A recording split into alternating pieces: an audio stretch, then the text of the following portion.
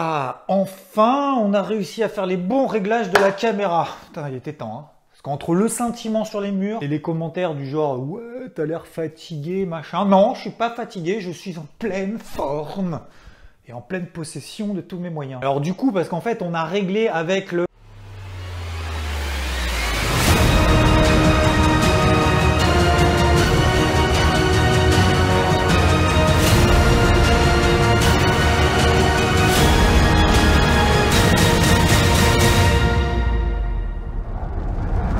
Dans la partie macro, cette semaine, le grand rendez-vous qui était attendu, c'était en fin de semaine, Jackson Hole. Oui, c'est une vallée dans l'ouest de l'état du Wyoming, où tous les mois d'août, les banquiers centraux, les économistes, les politiques, les hauts fonctionnaires, tout le gratin influent dans le monde politique et économique se réunissent au mois d'août pour festoyer, discutailler et certains faire des discours. Et c'est plutôt sur le discours de Jérôme Powell, donc le patron de la Fed, que les marchés étaient plutôt attentistes. D'ailleurs, au moment où je suis en train de tourner la vidéo, il est probablement en train de parler, hein, ou pas. Enfin, parler c'est bien, mais est-ce qu'il dit vraiment quelque chose? Alors c'est là où justement ça devient un petit peu plus intéressant, parce que est-ce qu'il va annoncer un calendrier rigoureux de réduction de rachat d'actifs?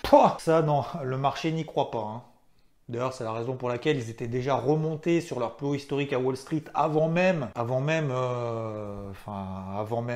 mardi, quoi, lundi soir. Petite parenthèse, oui, à Jackson Hole, il s'est déjà quand même passé des choses, hein. C'était en 2007, excuse-moi, j'ai écorché ton nom. Ben Bernanke. Il était président de la Fed à l'époque et il avait surpris les marchés. Oui, il avait commencé à annoncer sa réduction. Non, pas de rachat d'actifs. De taux. Oui, c'était le début du cycle de la baisse des taux.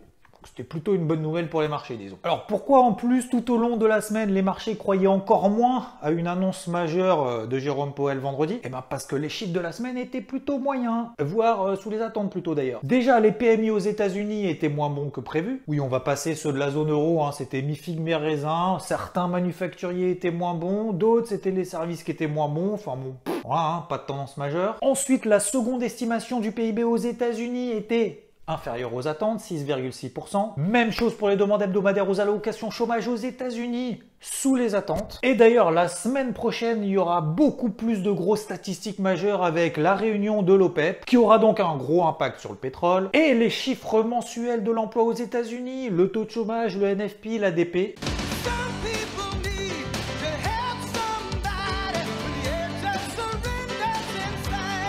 Il suffisait donc pour les marchés de ne pas avoir de nouvelles concernant le tapering pour inscrire des nouveaux records historiques à l'image de l'indice SP500. Et oui, c'est son 50e record historique en 2021. Alors c'est pas le record de l'histoire du SP500, mais l'année n'est pas terminée. Et surtout, c'est déjà pas mal quand même, hein. 50 records historiques dans l'année. Tu te souviens ce qu'on disait la semaine dernière? Oui, dans le débrief hebdo. La peur était au maximum sur le SP500 parce qu'il perdait 2%. Eh ben, figure-toi qu'au même moment, les fonds spéculatifs étaient en train de recharger les positions vendeuses. Et ce, d'après les données collectées par Goldman Sachs. Ça fait un an que le SP500 n'a pas perdu 10%. Et pourtant, Bank of America vise 3800 points sur le SP. C'est-à-dire une baisse de 15%. C'est-à-dire que pour le moment...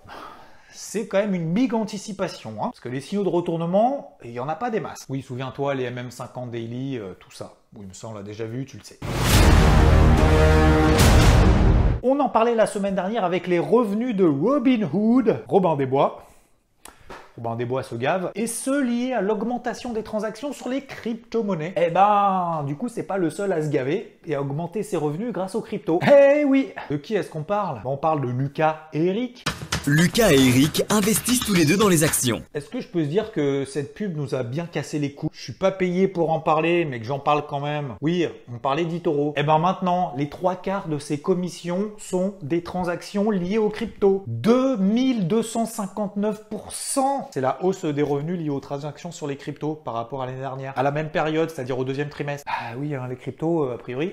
c'est là où ça clique le plus. Tout va bien, d'autant plus qu'a priori, hein, les rumeurs vont bon train comme quoi elles s'introduiraient en bourse pour 10 milliards de dollars de valo, et ce, sur le Nasdaq via un SPAC. Bon, on va pas rentrer dans les détails. Si jamais il m'envoie un chèque, hein, on peut...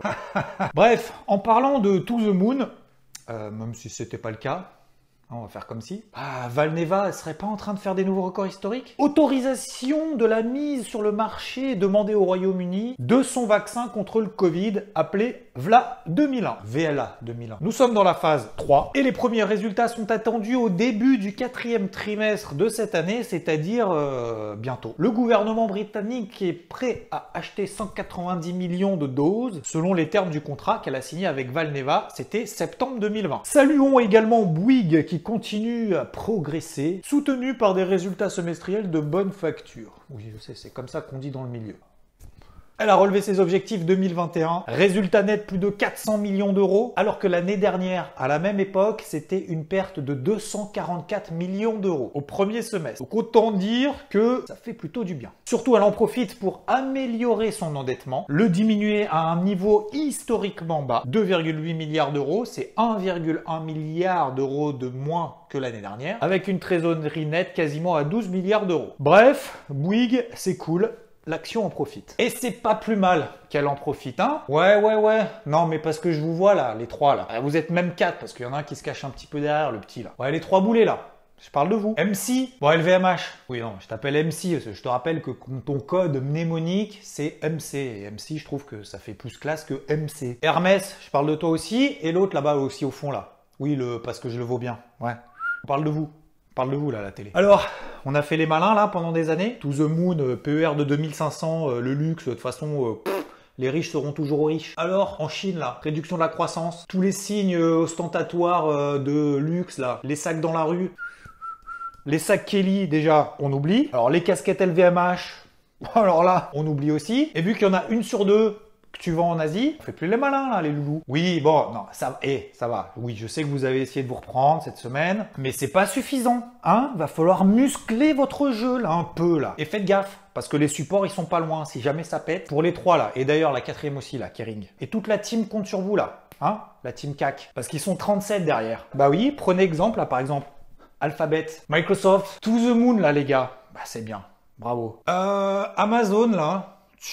On en est où là? Parce que ça fait 1 an que... Ouais, ça livre des colis, d'accord? Mais To the Moon moyen quand même. Ah, tu te déprimes parce que tu t'es mangé une amende? Bah ouais, mais bon, pas faire le con en même temps. Bah oui, hein. T'espionnes, hein, qu'est-ce que je te dise? Ah, je comprends, ça calme. Bah oui. Des records historiques donc sur le SP500 et le Nasdaq, qui comme on l'a vu dimanche dernier déjà avait parfaitement réagi sur le MM50 Daily, ici en rouge. Même chose ici sur l'indice Dow Jones, sauf que lui a un peu plus de mal. Oui, les industriels sont un petit peu plus lourds, même si ça va. Là où ça devient un petit peu plus compliqué, c'est en Europe. Le CAC qui certes tient les 6600 points, donc pour le moment reste toujours dans une tendance de fond haussière. Mais comme tu l'as compris, n'a absolument aucun argument pour repasser au-dessus des 6007. Déjà, il faudrait repasser les 6007, s'installer là au-dessus, ça serait déjà pas mal. Mais tu l'as compris, sans rebond du luxe, ça va être quand même tendax, hein. Et en plus de ça, 6760, c'est quand même déjà une zone de résistance daily qui correspond à la MM20. Donc, sauf si tu crois à un rebond d'ampleur du luxe, acheter le CAC,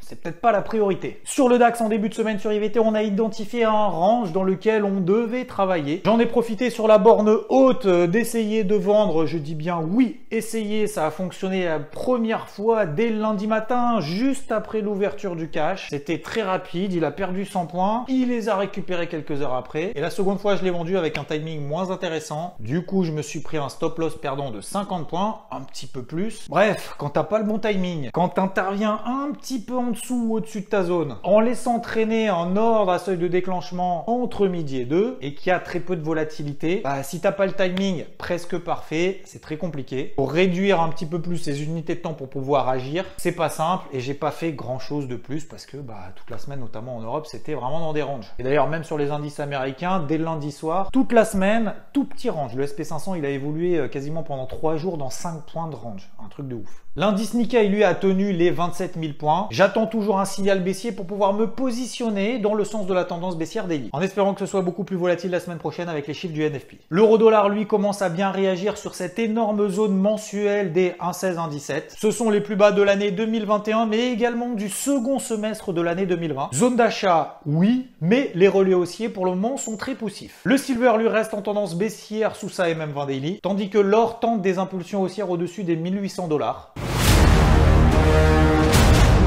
Alors que tous sont en train de s'acharner sur Binance, la plateforme Kraken travaille sur l'obtention d'une licence en Europe pour pouvoir opérer légalement, comme Coinbase, mais un peu moins comme Binance du coup. Oui, petite parenthèse, je te rappelle que tous les mercredis soirs, il y a le Crypto Hebdo, et dans la mesure où nous n'avons pour le moment pas programmé d'heure précise, on n'est pas très bien organisé, hein, on va dire ça comme ça, je te suggère donc de t'abonner à la chaîne, d'activer la cloche, comme ça, hop, t'as une petite alerte lorsque la vidéo est publiée. Ça peut être à 19h30, 20h, 22h. Et ce jusqu'à 23h59 si on publie ça le mercredi soir. Ce n'est donc pas la fin du bull run. On a continué à travailler les cryptos, les plus fortes en priorité. Le point de repère de la capitalisation totale, la MM20 Daily ici en bleu à la tenue, tout comme sur le Bitcoin. Et ce sont finalement celles qui ont le plus progressé depuis un mois, qui ont relancé les premières. C'est celles sur lesquelles justement on était focus. Solana, Avax, Cardano ou encore Luna. Elles ont plus ou moins parfaitement réagi sur leur MM50 H4. On l'avait déjà évoqué ensemble. On a travaillé cette stratégie cette semaine sur IVT. Fallait un peu de patience et de la persévérance. L'objectif maintenant sera de tenir le plus longtemps possible, tant que l'impulsion haussière qu'on a provoquée n'est pas remise en question. Faut juste ne pas s'éparpiller, considérer ces nouvelles entrées en position en style trading, c'est-à-dire plutôt court terme. Et alors qu'on disait justement mercredi soir qu'il ne faut pas paniquer, et même en profiter pour exploiter les replis sur les plus fortes, que c'est pas la fin, et ben en ce moment, on va éviter maintenant d'euphoriser et continuer à rester concentré. On allège une partie, on laisse courir une autre partie de position, on réajuste les stop loss, et on laisse courir une partie de position pour viser, pourquoi pas, des nouveaux records historiques. Et on repayera sur repli, on recommencera tant que la tendance restera haussière, notamment en daily. Voilà. To the moon, la chaîne, avec vos likes. Merci encore pour vos commentaires, hein, vos critiques et vos remarques d'ailleurs constructives. Pourquoi j'espère que maintenant ça scintille un peu moins, qu'il y a peut-être un petit peu plus de décoration. Bref, on espère de faire en sorte que ça se passe bien pour le son, le fond, la forme, tout ça. Je lis tous vos commentaires. Merci à vous et ciao!